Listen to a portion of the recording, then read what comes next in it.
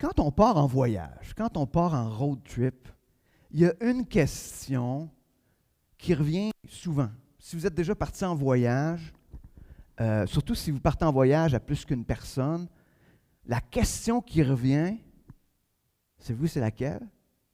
C'est « Es-tu prêt? » Hein? Avant de partir, c'est « Ta valise, es-tu prête? » tu sais? Puis une fois, c'est bon, si on part en auto, parce que c'est un road trip qu'on part, est-ce que l'auto est prête? Est-ce que l'auto est en ordre? Est-ce que tout est prêt? Est-ce que est-ce qu'on a tout préparé? Est-ce qu'on a tout ce qu'il faut? Est-ce qu'on est prêt? Puis si vous êtes en couple, il y en a toujours un qui est plus prêt que l'autre. Tu sais. Moi, je suis du genre... j'aime ça, moi, la valise la veille du départ. Tu sais. J'aime ça. Moi, je trouve ça intéressant. Moi, je fonctionne comme ça. Mon épouse n'est pas comme ça, elle est plus d'avance. Mais avec le temps, tu sais, elle a eu une bonne influence sur moi qui fait que je suis plus prêt. Mais est-ce qu'on est prêt? Est-ce qu'on est prêt? Et ça, c'est... Et on pourrait donc dire ce matin que le titre du message, parce qu'aujourd'hui, on est rendu dans notre road trip dans le livre de Joël, on pourrait dire, es-tu prêt? Parce que le livre de Joël pose cette question-là, es-tu prêt? Pas es-tu prêt à partir en voyage, mais es-tu prêt à la fin du voyage? Es-tu prêt à ce qui s'en vient après? On pourrait même dire pour nous, es-tu prêt maintenant dans ta vie avec le Seigneur? Es-tu prêt? Et c'est ce que Joël nous emmène ce matin dans ce livre-là, c'est ce qu'on va découvrir. Et Joël, il revient d'une certaine manière très régulièrement dans son livre avec cette question-là. Il ne dit pas « Es-tu prêt? » Mais il soulève des éléments voulant dire « Il y a quelque chose qui s'en vient là. Il y a une fin du voyage qui s'en vient. T'es-tu prêt? T'es-tu prêt? » Et on le sait, hein, comme tous les livres prophétiques, hein, souvent, c'est Dieu qui corrige son peuple. Mais dans le livre de Joël, on n'a pas ça. Oui, il corrige son peuple, mais on ne sait pas pourquoi. C'est pas clair. Probablement que le livre de Joël, c'est un des livres prophétiques les plus vieux. Dans le sens, on n'est pas dans la période de l'exil, on est avant ça, on est à la période des rois, donc on n'est pas dans un moment où le peuple est en exil et que l'exil est vu comme une correction.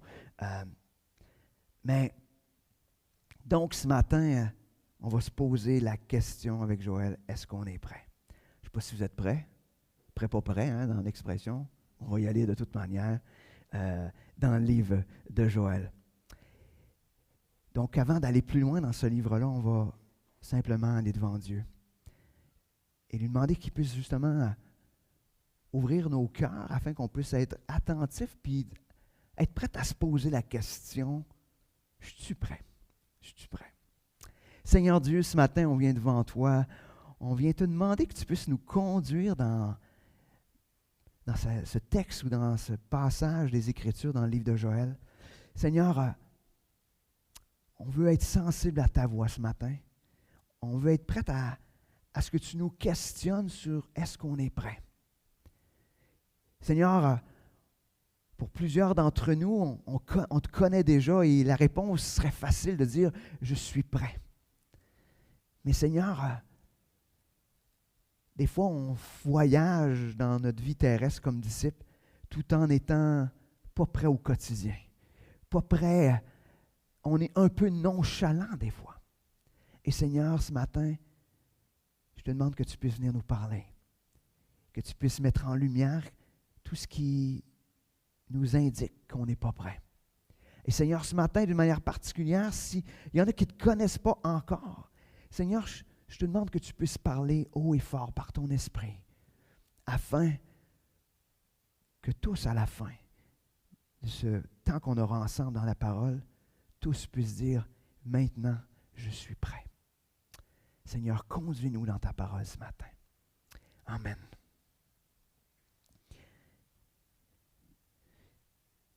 Le livre de Joël, c'est un prophète qui aime beaucoup j'appelle ça les images de la nature. Il parle beaucoup d'images de la nature. On voit d'ailleurs, il commence en nous parlant des sauterelles dévastatrices. Il commence en parlant de ça, puis il nous parle de ça, mais il connaissait aussi tout ce qui était la célébration dans le temple. Il connaissait Dieu, il connaissait tout ce qui concerne les choses spirituelles. Et Joël nous brosse un tableau. Je voudrais dire, il pose une question tout le temps, et sa question, c'est parce qu'elle est associée au fait qu'il nous parle du jour du Seigneur. Le jour du Seigneur qui s'en vient. Le jour du Seigneur est toujours associé dans les Écritures, du début jusqu'à la fin, au fait que Dieu, à un moment donné, il va corriger. Il va avoir une fin. Et on va avoir à se présenter devant Dieu, puis Dieu va trancher. Dieu va décider. Et donc, il nous exhorte tout au long de son livre en nous posant la question, es-tu prêt à ce jour qui va arriver? Puis, ce qui est super heureux, je trouve, comme enfant de Dieu, ce jour-là devrait être pour nous comme un sujet de grande joie. Pas un sujet de crainte, mais un sujet d'une grande joie. Parce que c'est aussi ce jour-là, quand on va se présenter devant Dieu, qui va nous dire, rentre dans la maison, bon et fidèle serviteur. Donc, ce matin, on va se poser la question, est-ce qu'on est prêt? Donc, on va commencer dans le début du livre de Joël, on est les 3 premiers versets. Ça nous introduit un petit peu tout ce questionnement d'être prêt. Donc, les 3 premiers versets, ça nous dit la parole de l'Éternel qui fut adressée à Joël, fils de Pétuel. Écoutez ceci, vieillard. Prêtez l'oreille, vous tous, habitants du pays. Rien de pareil est-il arrivé de votre temps ou du temps de vos pères. Racontez-le à vos enfants et que vos enfants le racontent à leurs enfants et leurs enfants à la génération qui suivra. Il commence en disant, regardez ce qui se passe. Faites le constat que ce qui se passe n'est jamais arrivé. On va dire, oui, mais là, c'est à l'époque. Est-ce qu'on pourrait se poser la même question aujourd'hui? Je pense qu'on peut se la poser à toutes les époques. On est obligé de se poser la question de dire, wow, Dieu est en train de faire quelque chose de... Eh oui, même dans la pandémie, on pourrait se poser sérieusement la question. Dieu est en train de faire quelque chose. Il est en train de rappeler c'est lui qui est en contrôle et que Dieu, par ses gestes, par ses actions, est en train d'interpeller non seulement ses enfants, mais en train d'interpeller l'humanité à se poser la question. Qui est Dieu pour toi? Est-ce que tu es prêt à ce jour final? Parce que peu importe, pendant la pandémie, dans les débuts, quand on voyait que ça augmentait, plein de gens, même des non-croyants, se sont questionnés sur est-ce que c'est une certaine forme de la fin des temps? Tu sais? Parce que c'était tellement désastreux, tellement planétaire, des millions de morts, que les gens ont commencé à se dire, ça se peut-tu qu'il y ait quelque chose qui est en train de se passer? Aujourd'hui, on ne se pose plus la question. Aujourd'hui, on est plus à l'étape de dire, oh, finalement, c'était peut-être tout arrangé d'une certaine manière. Tu sais. C'était peut-être pas tout à fait ça. C'était peut-être pas si grave que ça. Mais je crois que Dieu nous a interpellés à travers cette pandémie-là. Et de la même manière, Joël est en train de dire, hey, regardez ce qui se passe. Regardez ce qui se passe. Et on peut le voir d'une manière très personnelle aussi des fois. Regardons ce qui se passe des fois dans nos vies pour nous dire, est-ce que Dieu est en train de m'interpeller d'une certaine manière? Il y a quelque chose d'important qui est en train de se produire. Et on dit, oh, inquiétez-vous pas, moi je ne suis pas du genre à être un prédicateur alarmiste. Mais je suis du genre à dire, il faut être aussi réaliste. On regarde ce qui se passe, puis je suis obligé de dire qu'aujourd'hui, je suis plus près du retour du Seigneur que quand Joël a interpellé le monde. Et quand même Jésus a interpellé le monde. Et quand même Paul a interpellé le monde. Et quand Jean a interpellé. Est-ce qu'on est plus proche? Oui. Puis ça, c'est assez clair dans la Bible pour que je puisse me dire que je ne saurais pas quand ça va arriver. Hein? C'est ce qu'on appelle être clair. Donc, de la même manière, je pense qu'aujourd'hui, Dieu nous interpelle à regarder, à être sensible à l'action de Dieu dans l'humanité. Et ce qui est intéressant, non seulement il interpellait les gens à être attentifs, mais il interpellait les gens, son peuple, à le communiquer à leurs enfants, en disant, « Hey, vous autres les vieillards, là, vous autres, là, vous constatez que ce qui est en train de se passer, ça ne s'est jamais passé. Mais votre devoir, c'est de le dire à vos enfants. Parce qu'eux autres, ils ont besoin de savoir que toi, là, de toute ta connaissance, puis de ce que même tes parents t'ont raconté, ça ne s'est jamais passé. Tu es obligé, Dieu nous interpelle à le communiquer. Et c'est intéressant parce qu'il dit que tes enfants le communiquent à leurs enfants et ainsi de suite aux générations suivantes jusqu'en 2021. C'est moi qui ai fait ce update-là, mais la manière que c'est écrit de cette manière-là. C'est écrit « communique-les de génération en génération ». Pourquoi? Parce que nous devons être prêts. Nous devons être prêts parce que nous ne savons pas quand Dieu va dire « c'est fini, c'est fini ». Et je crois qu'aujourd'hui, on a cessé de faire ça. On a cessé de communiquer. Peut-être qu'on a fait des erreurs. Des fois, peut-être qu'il y en a qui ont été trop alarmistes dans leur manière de le communiquer. Au lieu de juste communiquer, c'est comme « Hey, on voit que Dieu est en train d'agir et tu te dois d'être prêt. » Mais on a cessé de le communiquer qui fait qu'on a arrêté le road trip. On s'est installé. On s'est installé dans nos vies. Comme croyants. Puis comme croyants, on est installés, ne nous étonnons pas que ceux qui ne connaissent pas Dieu soient vraiment bien installés. Imaginez si nous, comme croyants, qui savons ces choses-là, nous nous installons. C'est intéressant, je soulève juste un petit peu plus loin, on arrive à Joël 1, verset 5. Il dit, « Réveillez-vous, ivrognes, et pleurez. Vous tous, buveurs de vin, gémissez, parce que le mou vous est enlevé de la bouche. » Il est juste tout simplement en train de dire, ne voyez-vous pas que ce qui faisait votre plaisir, ce que vous pensiez qui était pour produire votre plaisir, est détruit. Est détruit. Il y a un moment même où les tentatives de s'évader, ça ne marche plus. Et la plupart d'entre nous, quand on est venu à Christ, il y a cet aspect-là qu'on a réalisé. C'est-à-dire que peu importe ce qu'on faisait, on ne pouvait pas vivre ce plaisir, cette joie-là. Et il arrive le constat final au verset 12, à la fin du verset 12. La joie a cessé parmi les fils de l'homme. La joie. Pourtant, aujourd'hui, on est dans la société la plus joyeuse. Vous ne trouvez pas? Vous ne trouvez pas qu'on est dans une belle société joyeuse? Vous ne trouvez pas? À la maison, j'espère au moins que vous autres, vous pensez qu'on est dans une société joyeuse. Mais vous avez raison, ce n'est pas si joyeux que ça.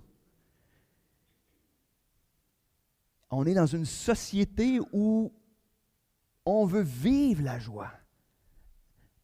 Si vous saviez la quantité d'affaires, je suis certains groupes là, qui ne sont pas nécessairement des groupes chrétiens, mais qui prônent cette espèce de joie-là, tu sais, de centrer sur soi, ou tu sais, cette joie où tu peux t'épanouir, d'oublier les autres. Mais finalement, ça semble être un processus interminable. Et même ces gens-là qui sont joyeux en apparence, intérieurement souvent vivent des crises intérieures. La joie a cessé. C'est pas pour rien qu'on va voir les humoristes. C'est pas pour rien. Parce que pendant l'espace d'un spectacle, on oublie que c'est pas facile. Puis on vit de la joie. C'est pas pour rien que l'humour, ça pogne tant. C'est pas pour rien qu'on aime ça des gens joyeux qui nous font rire. Mais cette joie qui vient de l'intérieur, cette joie malgré tout ce qui se passe, cette joie qui n'a pas besoin d'être alimentée par quoi que ce soit, a cessé.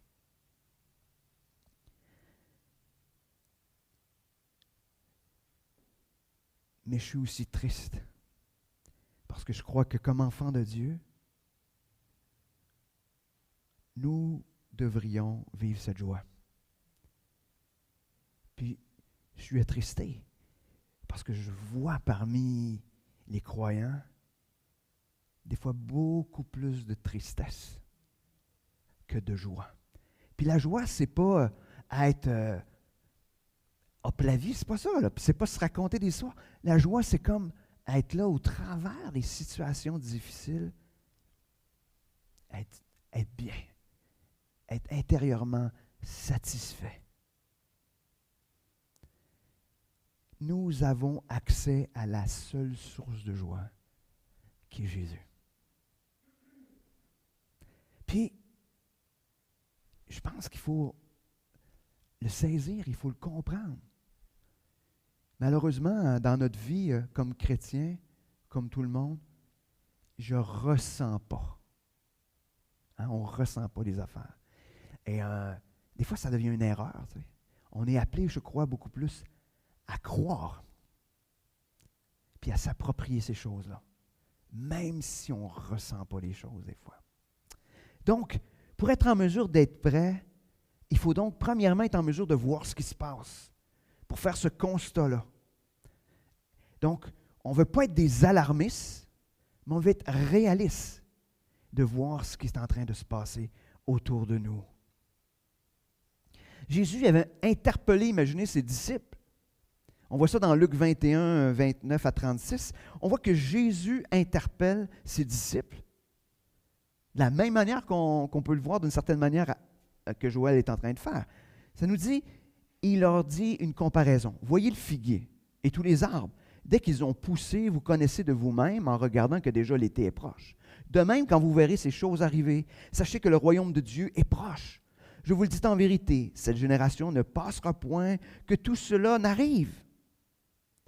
Le ciel et la terre passeront, mais mes paroles ne passeront point. Prenez garde à vous-même de craindre que vos cœurs ne s'apesantissent par les excès du manger et du boire et par les soucis de la vie, et que ce jour ne vienne sur vous à l'improviste, car il viendra comme un filet sur tous ceux qui habitent sur la face de toute la terre.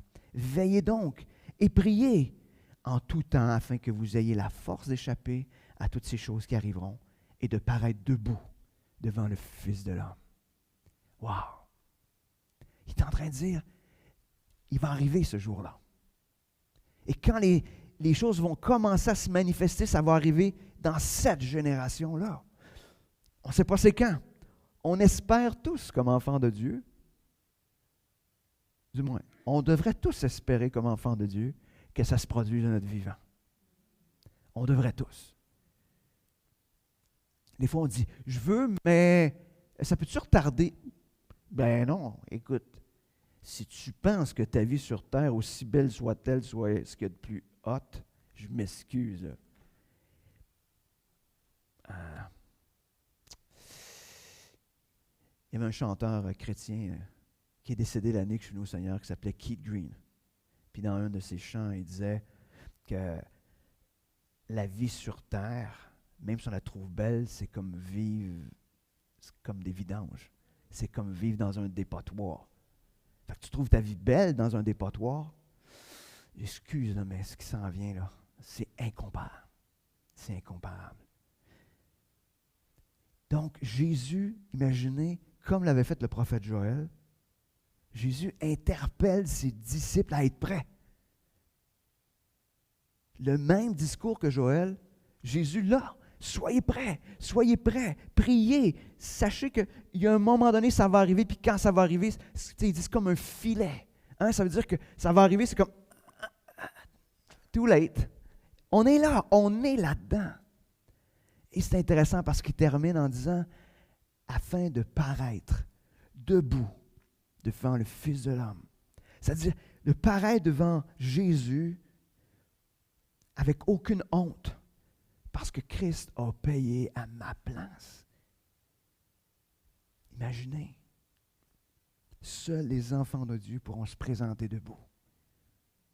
Oui, probablement qu'on va se courber pour adorer notre Dieu, je suis d'accord, mais on va le faire juste parce qu'on veut l'adorer. Pas parce qu'on est honteux, mais parce que Jésus a tout payé.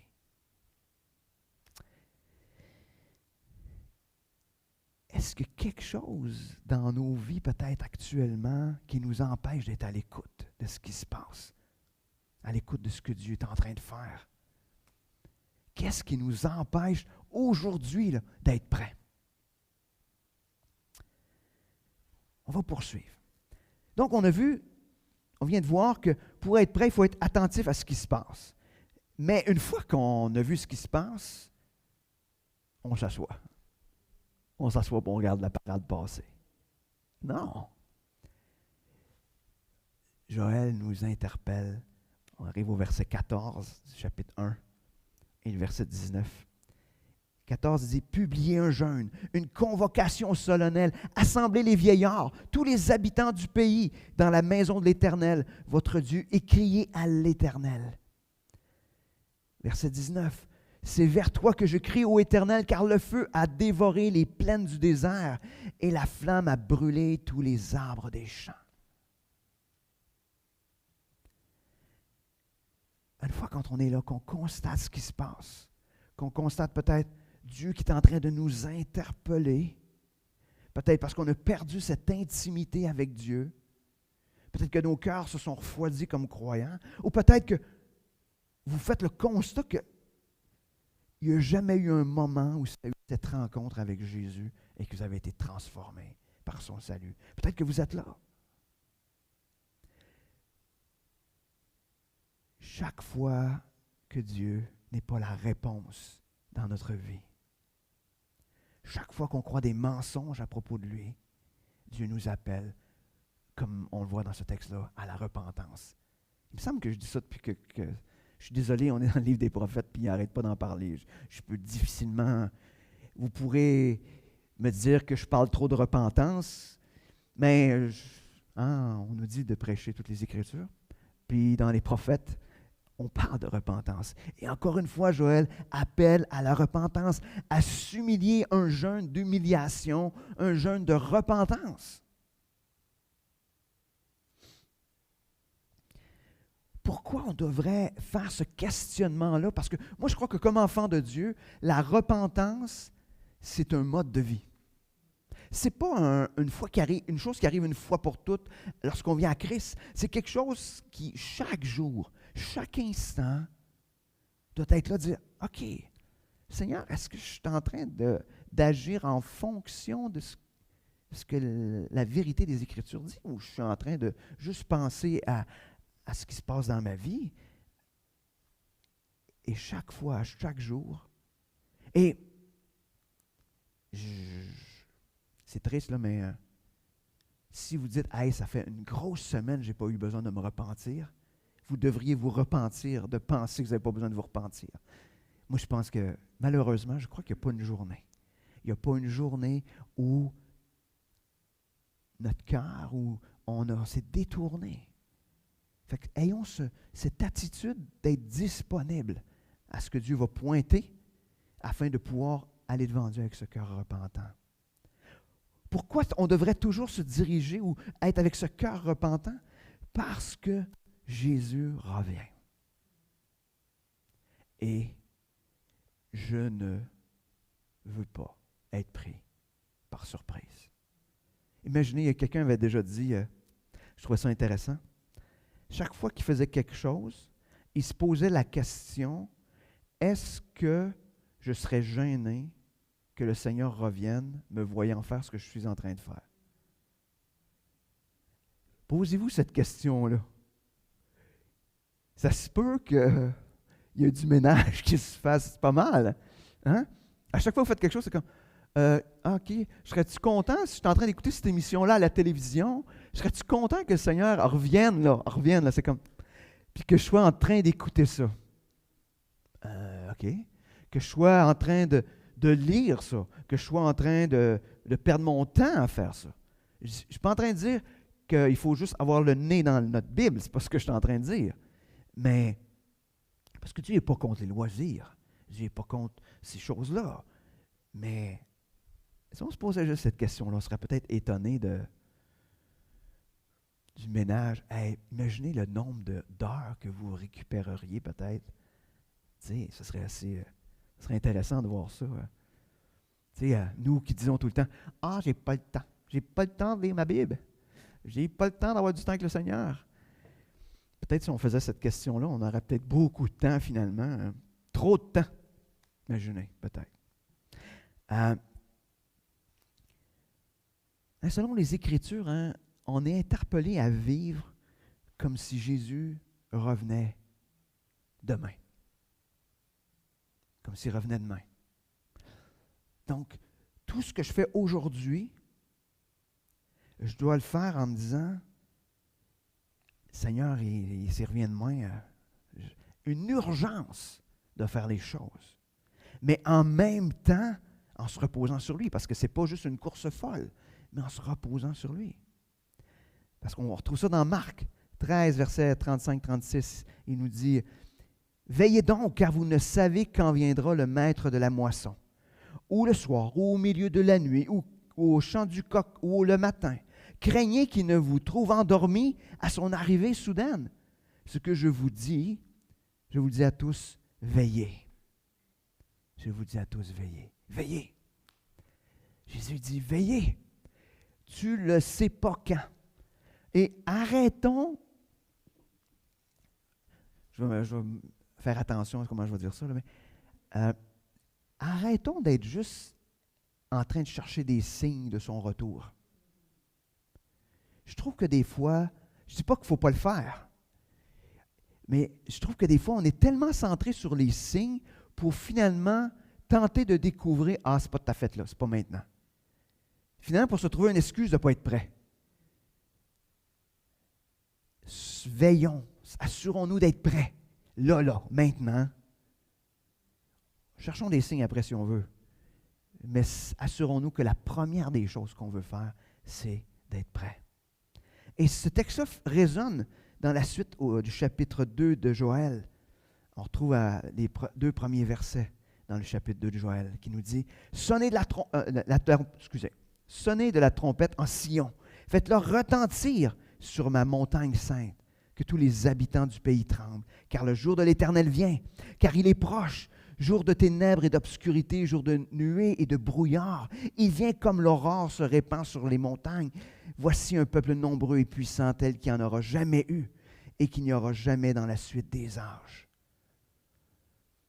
Imaginez, Joël est en train de dire, « Hey, ça s'en vient, ça va se répandre. » Wow! Et Joël, comme je dis, utilise à de nombreuses reprises cette allusion au jour du Seigneur, au jour de l'Éternel. Et comme je vous disais, ça fait référence au jugement par Dieu.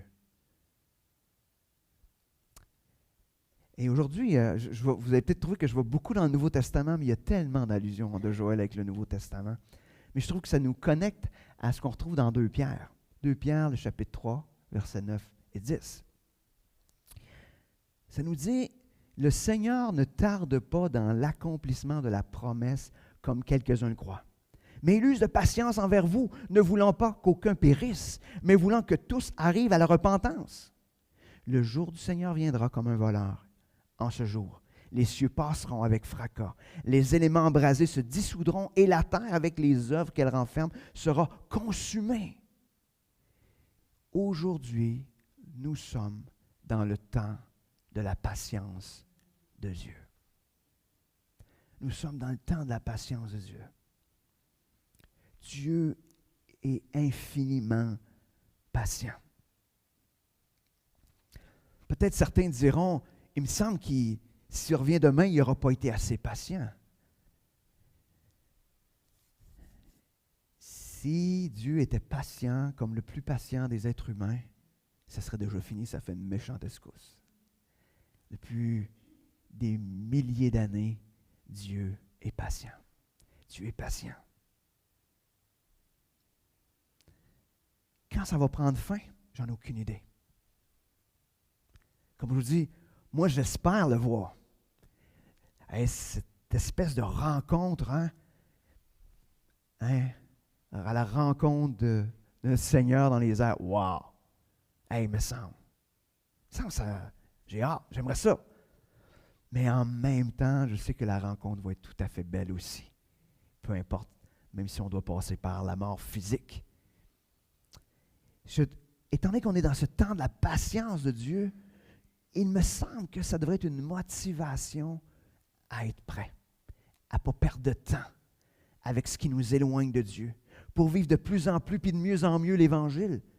Mais aussi, c'est surtout un temps pour vivre cet Évangile-là afin que ceux qui nous entourent, qui ne connaissent pas Christ, soient interpellés par la vérité du salut. Nous devrions utiliser au maximum le temps de la patience de Dieu. C'est une expression dans le monde criminel qui dit « Ah, tu vis sur du temps emprunté. » Bien, je peux juste vous dire qu'on vit sur du temps emprunté. Puis ce temps emprunté-là, je ne sais pas comment il dure, c'est du temps emprunté. C'est du temps où on ne devrait pas être là. L'humanité devrait être détruite déjà. Mais on est dans la patience de Dieu. Utilisons ce temps-là au maximum, au mieux, en étant des témoins de l'Évangile, puis en vivant cet Évangile-là. Continuons, parce que finalement, je dis toujours, ça va être difficile. Je vais vous dire en passant, il y a un petit livre qui s'en vient là, dans une couple de semaines, là, qui est juste un chapitre. Et là, depuis ce temps-là, je prie, Seigneur, il va falloir que tu me donnes quelque chose, parce que, mais, il va donner comme à chaque fois. Excusez, c'est une petite parenthèse. Donc, il y a un aspect de la repentance. Donc, on parle de la repentance, mais cette repentance-là nous conduit d'une certaine manière à l'acte rédempteur ou Dieu qui vient nous sauver. On retourne dans le chapitre 2, versets 11-12, où on voit que la repentance conduit justement ça, à la rédemption. Verset 11, « L'Éternel fait entendre sa voix devant son armée, car son camp est immense, et l'exécuteur de sa parole est puissant, car le jour du Seigneur est grand, il est terrible. Qui pourra le soutenir? » Verset 12. « Maintenant encore, dit l'Éternel, revenez à moi de tout votre cœur, avec des jeûnes, avec des pleurs, des lamentations. Déchirez vos cœurs et non vos vêtements, et revenez à l'Éternel, votre Dieu, car il est compatissant et miséricordieux, lent à la colère, riche en bonté, et il se repent des maux qu'il envoie. » On a ici le plan du salut. Saviez-vous ça? Au complet. Là, vous dites, ouais, t'étires un peu. Vous allez voir. Au départ, il commence en disant qu'il y a une mauvaise nouvelle majeure. Personne ne pourra résister à la colère de Dieu. Personne. Sans exception, personne ne peut résister à la colère de Dieu. Alors, si personne ne peut résister, il dit, ayons une vraie repentance, celle où le cœur est profondément attristé d'avoir offensé Dieu. C'est intéressant, il dit, arrêtez de déchirer vos vêtements, de faire un show, là. Non, vos cœurs. Votre cœur qui est profondément attristé d'avoir offensé Dieu. C'est ça qui est la vraie repentance. Mais une repentance qui pousse à l'action, à un retour vers Dieu. Pourquoi? Parce que c'est ça la vérité de la rédemption, c'est que Dieu, oui, sa colère, elle est là. Mais Dieu, il est compatissant. Il est plein de grâce. Il est plein de bonté.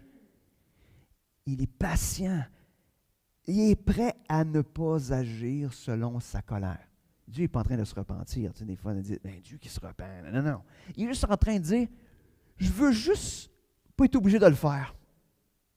Mon désir, le désir profond de Dieu, c'est que tous puissent être sauvés. C'est le plan de Dieu. C'est ce qu'il désire. Mais ça commence par reconnaître notre incapacité d'échapper à cause du péché qui est dans nos vies, à la colère de Dieu. Notre incapacité. Et ça nous pousse à la repentance et à recevoir cette bonté, cette compassion de Dieu, sa grâce. Dieu, ce qu'il veut, c'est ça, tout simplement. Il le voulait dans le temps de Joël, puis il le veut en 2021. Il l'a voulu pour plusieurs qui nous écoutent, qui connaissent déjà Christ, qui ont déjà expérimenté ça, mais il veut aussi pour ceux qui écoutent, puis que Dieu est en train peut-être d'interpeller ce matin en disant, c'est triste, mais tu es sous ma colère. Tu es sous ma colère. On a ici le plan merveilleux du salut, mais aussi un plan merveilleux pour un retour vers Dieu. Est-ce qu'on est conscient que dans nos vies, des fois, on offense Dieu? Est-ce qu'on est poussé à la repentance? Pas une repentance pour le salut, mais une repentance pour rétablir cette intimité-là avec Dieu. Et rappelons-nous que la compassion de Dieu n'a pas de fin, que sa grâce n'a pas de fin, que sa patience. On va dire qu'elle est sans limite, parce qu'à un moment donné, il y a une patience qui a une fin. Mais pour ses enfants, Dieu, il est patient, il est plein de bonté. Donc, revenons à Dieu ou allons à Dieu si on ne l'a pas déjà rencontré. Quel sera l'effet de ce retour à Dieu? Joël, chapitre 2, versets 26-27, on peut lire. Vous mangerez et vous vous rassasierez, et vous célébrerez le nom de l'Éternel, votre Dieu, qui aura fait pour vous des prodiges, et mon peuple ne sera plus jamais dans la confusion. Et vous saurez que je suis au milieu d'Israël, que je suis l'Éternel, votre Dieu, et qu'il n'y en a point d'autre, et mon peuple ne sera plus jamais dans la confusion. Wow! Ça commence par ce temps de célébration de la présence de Dieu, de ce qu'il a fait. Intéressant, hein? Une fin de la confusion intérieure. Plus de honte.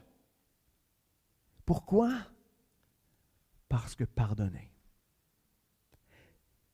Cette honte qui envahit l'humanité actuelle, c'est l'aspect qu'intérieurement, on se sent pas pardonné. On traîne dans nos vies, qu'on soit croyant ou qu'on soit non-croyant, on traîne dans nos vies de ces histoires où on ne se sent pas pardonné. Personne n'a une vie parfaite. Mais on traîne de ces... Et ça fait juste naître ce sentiment de honte. Mais quand Jésus entre dans notre vie, il a payé pour tout ça à la croix. La honte est effacée. Et ça disparaît. C'est le seul moyen de le faire disparaître. Même 25 ans de thérapie ne règlent pas cela.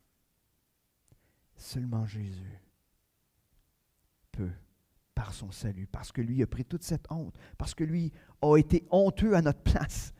Il a tout pris ça sur la croix. C'est intéressant aussi, dans ce texte-là, il y parle d'une conviction. Il dit, « Et vous saurez que je suis au milieu d'Israël. » Ça m'a amené à réfléchir dernièrement, aussi à cause de la formation d'Évangile langue seconde, mais comment, aujourd'hui, on est dans une société, comme je disais tantôt, de feeling. Je ne sens pas la présence de Dieu. Je ne sens pas la présence de Dieu. Et savez-vous pourquoi on dit ça comme ça? Parce que si je dis je ne sens pas la présence de Dieu, je n'ai pas besoin de me repentir du fait que je ne crois pas qu'il est là. C'est juste mon feeling. Mais ici, qu'est-ce qu'on lit? Vous saurez que je suis au milieu. Donc, ce n'est pas un feeling, c'est une connaissance intérieure, pas une connaissance intellectuelle, mais une connaissance, une certitude que la foi apporte hors de tout doute. Dieu est là. Donc, aujourd'hui, qu'on sente ou qu'on ne sente pas que Dieu est là, est-ce que l'on croit qu'il est là? Et c'est ça la question. Parce que des fois, de dire « je ne sens pas sa présence » cache le fait que l'on ne croit pas qu'il est là. Et quand on ne croit pas qu'il est là, ça l'emmène à un bon sujet de repentance. Parce que Dieu est là. Il est là. Jésus a dit à ses disciples, « Je serai là avec vous tous les jours jusqu'à la fin du monde. » Fait que s'il dit, je le crois ou je le file. Je ne suis pas en train de dire que les émotions, ce n'est pas bon. Mais faisons attention que nos émotions, nos feelings ne cachent pas une incrédulité. Ce qui est intéressant aussi dans ce texte, on voit que Dieu vient prendre la place, toute la place. Hein, on voit que je suis l'Éternel, votre Dieu, qu'il n'y en a point d'autre. Donc, cette certitude qu'il y a juste Dieu qui est Dieu. Il n'y a personne d'autre, il n'y a pas d'autre, rien qui peut prendre la place. On vient de faire le ménage dans toutes les idoles de notre vie, dans tous les autres dieux. Il y a cette conviction-là. Quand on vient à Christ, quand on est prêt, quand on est repentant, c'est ce qui se passe. Donc, de la joie à la certitude de sa présence, en fait que Dieu vient prendre toute la place. On va poursuivre parce qu'il y a un passage dans Joël qui vient, pour moi, confirmer hors de tout doute que le livre de Joël, on peut le prendre puis l'appliquer aujourd'hui en 2021. Joël 2, versets 28, 29 et le verset 32. « Après cela, je répandrai mon esprit sur toute chair. Vos fils et vos filles prophétiseront, vos vieillards auront des songes et vos jeunes gens des visions. Même sur les serviteurs et sur les servantes dans ces jours-là, je répandrai mon esprit. » Verset 32. « Alors quiconque invoquera le nom de l'Éternel sera sauvé. Le salut sera sur la montagne de Sion et à Jérusalem, comme a dit l'Éternel, et parmi les réchappés que l'Éternel appellera. » Ces passages, ces versets sont repris dans le Nouveau Testament. Textuel. Acte 2. Versets 16 à 21. C'est le discours après la Pentecôte, quand l'Esprit a été répandu et que les disciples ont commencé à parler d'autres langues parce que l'Esprit était répandu en eux. Ça nous dit, quand Pierre fait son discours, il dit, « Mais c'est ici ce qui a été écrit par le prophète Joël. Dans les derniers jours, dit Dieu, je répandrai de mon esprit sur toute chair. Vos fils, vos filles prophétiseront. Vos jeunes gens auront des visions et vos vieillards auront des songes. Oui, sur mes serviteurs et sur mes servantes dans ces jours-là, je répandrai de mon esprit et ils prophétiseront.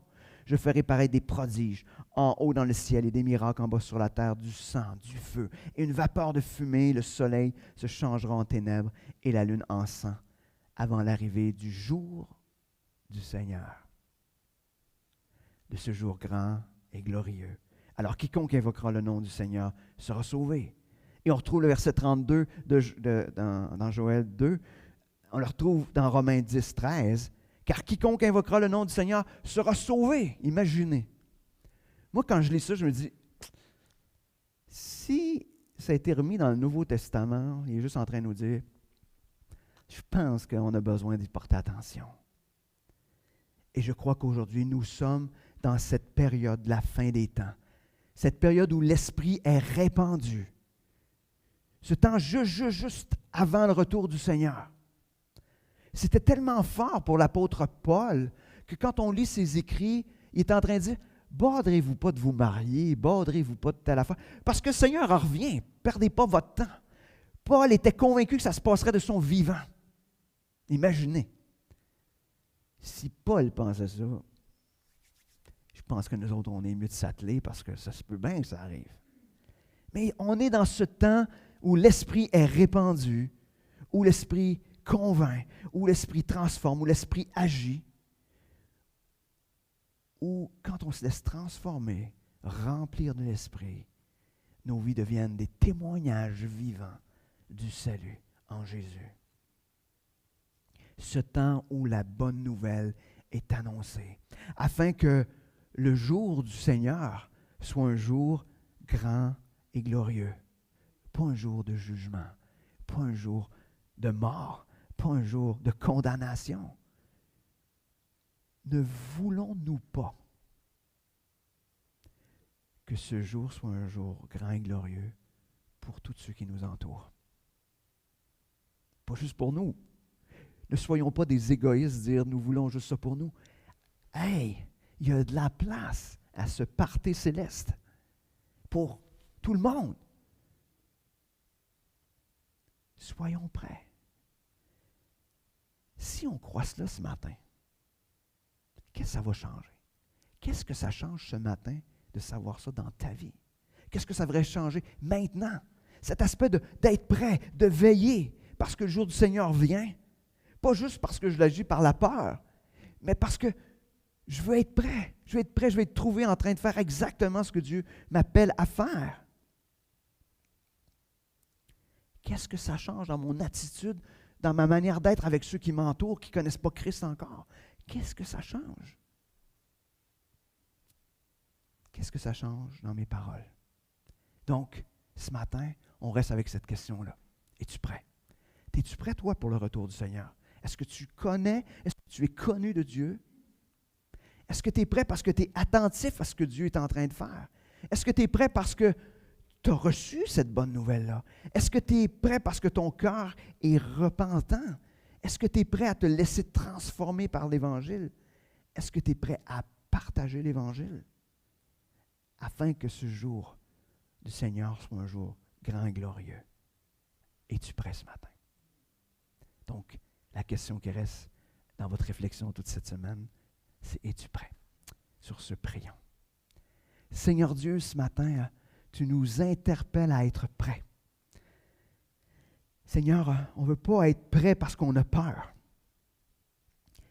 On veut être prêt parce qu'on est rempli de cette joie, de cette anticipation à ce jour merveilleux qui s'en vient. Ce jour où on se présentera devant toi et on pourra se tenir debout sans honte parce que tu as payé à notre place.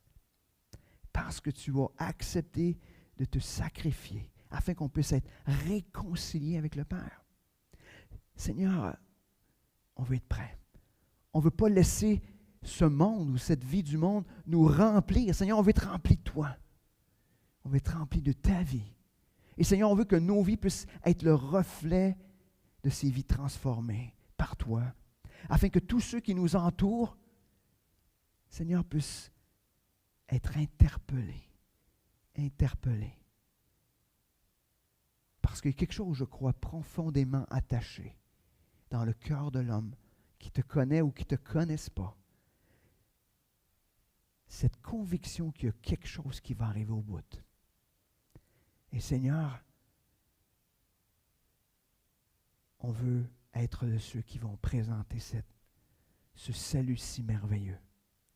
Que tu es ce Dieu qui est patient, qui est plein de grâce, plein de compassion, afin que tous ceux qui nous entourent puissent entendre. Es-tu prêt? Es-tu prêt à rencontrer Dieu? Es-tu prêt à entrer en jugement avec Dieu? Es-tu prêt à entrer dans son salut? Es-tu prêt?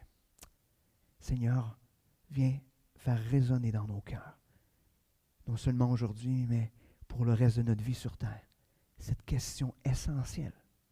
Es-tu prêt? Merci Seigneur pour ta parole. Amen.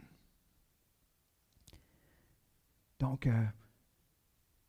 en vous saluant, je vous interpelle ceux qui nous ont écoutés en ligne, en direct ce matin, de venir nous rejoindre sur le lien Zoom, afin qu'on puisse justement peut-être se poser la question, est-ce qu'on est prêt? Ou qu'est-ce qui nous empêche d'être prêt? Ou partager tout ce que le Seigneur peut-être est en train de faire, est en train justement peut-être de montrer dans nos vies pour être prêt. Donc, je souhaite à tous une excellente semaine. Et pour ceux qui seront avec nous sur Zoom, qu'on puisse avoir un bon temps ensemble, que le Seigneur puisse vous parler, qu'il puisse se révéler de mieux en mieux avec vous. Donc, bonne semaine. Salut.